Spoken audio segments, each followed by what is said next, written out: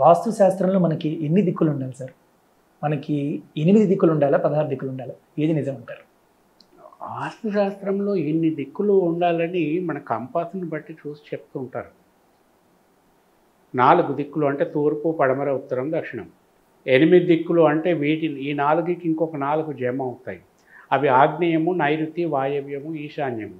ఆ 4 ఈ 4 కలిపి 8 అవుతాయి. ఈ 8 దిక్కులు వాస్తులో ఉన్నాయి. 8 కాదు 16 ఉన్నాయి. 16 కాదు 32 ఉన్నాయి. 32 కాదు 64 ఉన్నాయి. ఇట్లా యాక్చువల్గా దిక్కులకి సంబంధించి చూసుకుంటే మనకి 360 దిక్కులు ఉన్నాయి. 360 డిగ్రీలు, 360 డిగ్రీస్. కెమెరా ఎట్లా తిరుగుతుందో 360 డిగ్రీస్, అట్లా 360 దిక్కులు ఉన్నాయి. మీరు ఇక్కడ కంపాస్ చూసే చాలా చిన్న కంపాస్లో చూస్తాం. అది నేవీలో వెళ్ళి చూస్తే నేవీ వాళ్ళు ఉపయోగించే కంపాస్లో 360 డిగ్రీలు ఉంటాయి.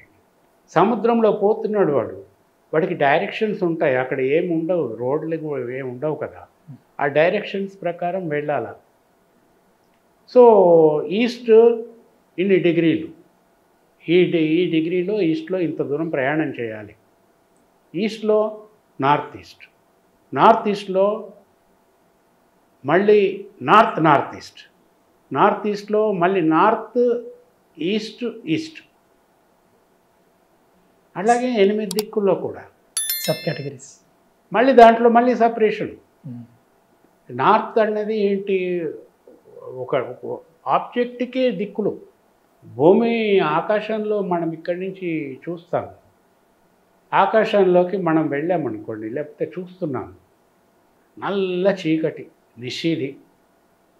అందులో దిక్కులు ఎక్కడ ఉంటాయి? ఒక గుండు సూది అక్కడ పెట్టామనుకోండి, ఆ గుండు సూదికి తూర్పు, పడమర, ఉత్తర, దక్షిణ అన్నీ చెప్పగలుగుతాం మళ్ళీ. సో ఆబ్జెక్ట్కి దిక్కులు, నిషీదికి దిక్కులు ఎక్కడ ఉంటాయి? అట్లా అన్నమాట. వన్స్ నేవీలో సముద్రంలోకి వెళ్ళిన తర్వాత వాడికి ఎటు పోవాలి ఏం తెలియదు. ఈ కంపాస్ని బట్టి వెళ్తారు. ఇదివరకు నార్త్ స్టార్ అనేవాళ్ళు. రాత్రి పూట కూడా ఆ చుక్క అక్కడే ఉంటుంది. నార్త్ స్టార్ అనేది ఉత్తరంలో వచ్చే ఒక నక్షత్రం. దాన్ని మనము ధ్రువ నక్షత్రం అని కూడా అంటాం. దాన్ని పట్టుకొని పడవలలో వెళ్ళేవాళ్ళు, పర్ఫెక్ట్గా ఆ దిక్కుకు వెళ్ళేవాళ్ళు. అట్లా కంపాస్ వచ్చింది. నేవీ కంపాస్ చూడండి, 360 డిగ్రీస్ ఉంటాయి. అంటే 360 దిక్కులు ఉన్నట్టే.